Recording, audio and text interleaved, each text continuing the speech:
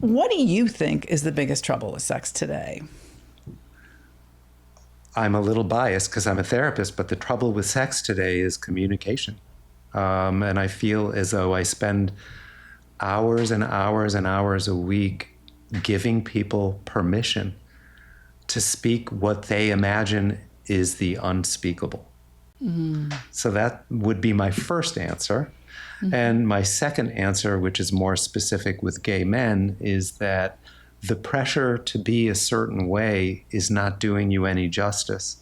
And you get to be who you want to be sexually, except you have to know that about yourself. And, Marty Klein, who, talks about knowing your body and becoming familiar with yourself is something that resonates with me that I share with a lot of people. So those would be my two responses. Do you want to say more about getting to know yourself and your body?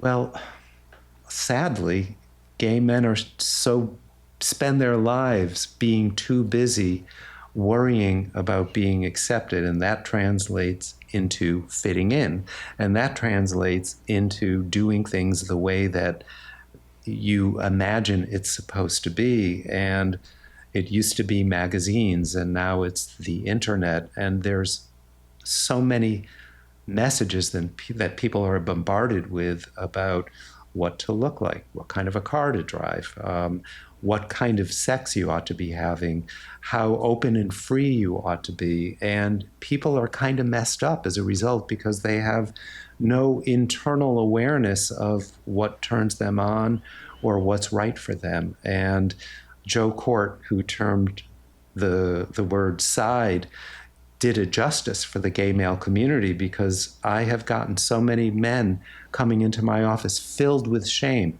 because they don't like anal sex and they feel as though something's wrong with them. So it's relieving and exciting as a therapist to be able to give people permission to just explore what they like. And people are frequently surprised by how little they know about themselves.